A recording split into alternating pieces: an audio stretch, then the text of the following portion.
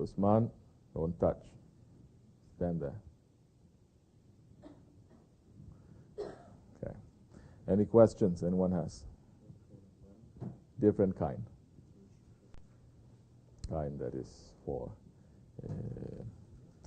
this is international version, not local version. Yes? Bismillahirrahmanirrahim. Hoja, if someone is going through difficult time or like family losses, and they're sad inside, but they're thanking Allah Subhanahu Wa Ta'ala, but they're feeling sad inside, is that hypocrisy or? No, it's not hypocrisy. We are humans. We are weak.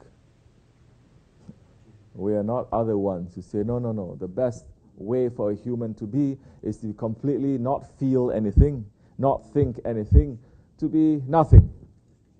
It is not that. You understand? Because look to see now.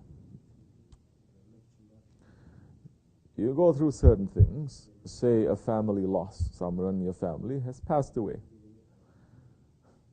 And are you supposed to not feel anything? You feel that it's okay to feel sad, you have to feel sad. It is very understandable, it is very normal. You know, you have faith to say, Inna lillahi wa inna ilayhi raji'un.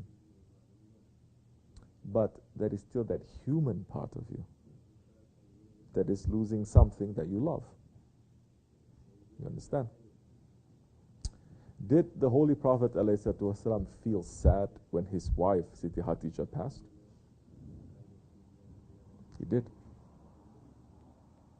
Did he feel sad when his uncle passed? Abdul Muttalib. Yes, he did. Did he feel sad when his sons, and he had sons which are known to us, that they passed? Yes, he was sad. Was he sad when his uncle Hazretleri Hamza passed? Yes, he was sad. Alhamdulillah, we're following such a prophet. He is a human prophet. You understand? That we are not following someone who says, no, I become completely cold. I'm not supposed to feel anything. Everything is transient. Everything is passing. Everything. No. You feel sad. But now, as believers, we take that and we immediately put it to Allah. Meaning what? We feel sad, but we don't take it to an extreme. We don't become that sadness to be the only feeling that we have.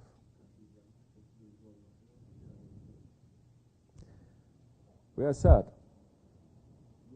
We don't take it to extreme, which is why mourning in Islam, it is forbidden. Mourning as in what?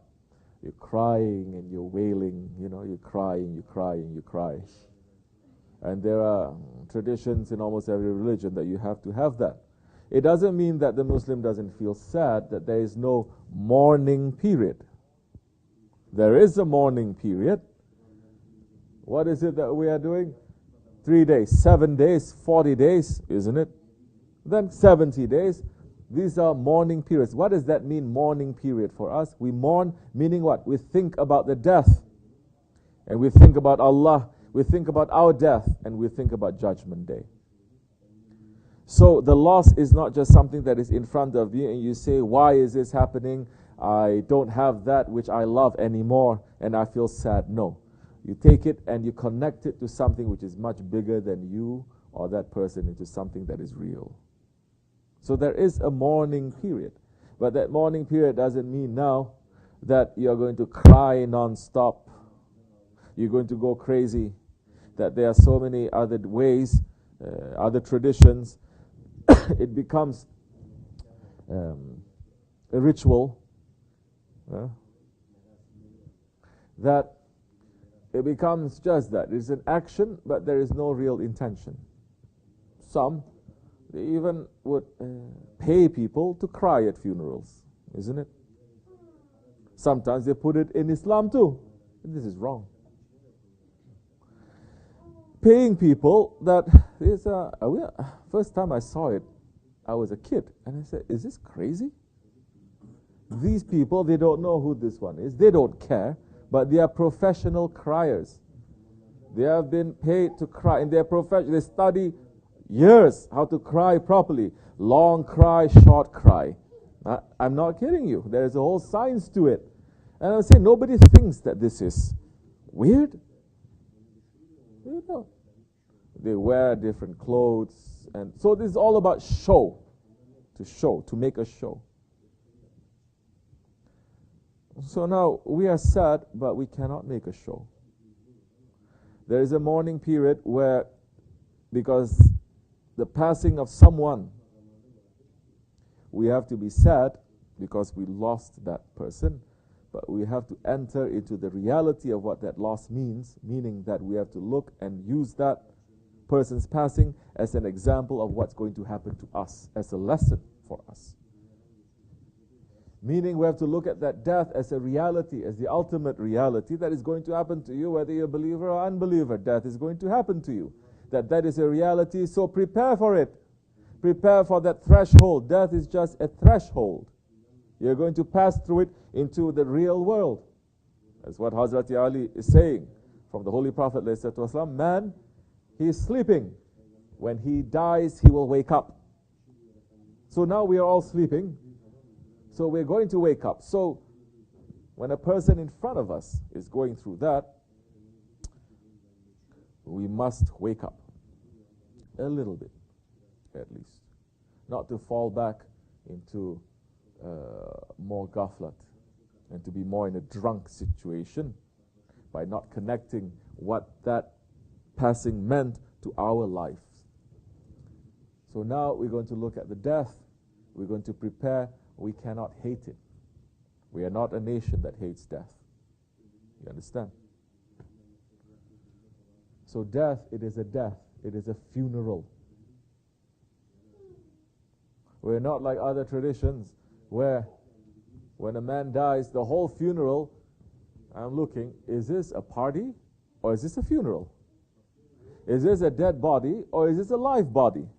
If anything, they want to make sure that death is nothing. There's no such thing as death. It's just a continuation of the life that they want to have in this world, but better. That's not death. So nobody understands death. Nobody understands death. So you haven't come a long way since the time of Firaun. Firaun, they are buried with all their things that they want, isn't it? They say they are even buried with their slaves, with their gold, with everything, saying that next life is going to continue just like this. It is not. The next world is completely different. It is like the baby that is in the mother's womb, rahim, not womb, in the mother's womb, in the rahim of the mother, and is going to enter into a new world and say that somebody is saying to him, you know, you're going to pass through the next world and you're not going to have water around you, you're going to have air. They say, what? No. I don't like that. My life after this will continue the way that I want it. So he's preparing to come out from his mother with bags of water. We're going to enter into another world that is completely different from this world. And are we preparing for that? Those who hate death, who makes the funerals of their loved ones, that it is anything but death. They're just sleeping. They look so peaceful. They are sleeping. Meanwhile, they're putting poisons into they're draining the blood, they're pumping poison, they're cutting the tendons here and there to make a person to smile, they're putting makeup, they're cutting.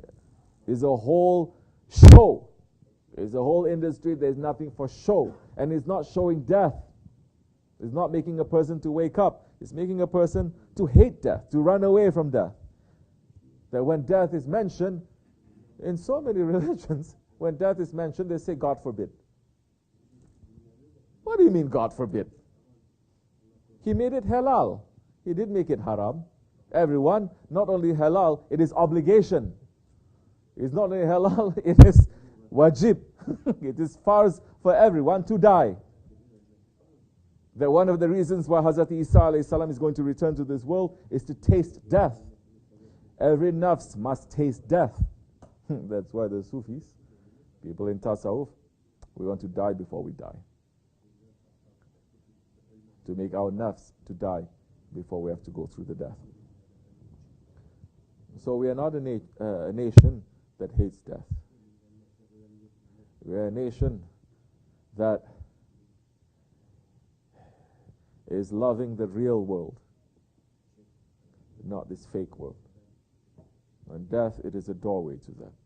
While we are in this fake world, we obey Allah, we obey His Prophet, we obey His Messenger, the rightly guided leaders, and we do good to each other.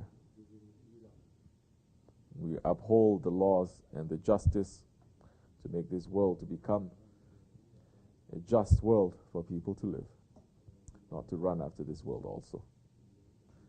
So, yes, it is natural to feel sadness, but we don't make that sadness into an idol that we start worshipping. In that way, everything will come to a balance, to a full circle, inshallah rahman. This much is enough. Wa min Allahu tawfiq al-Fatiha.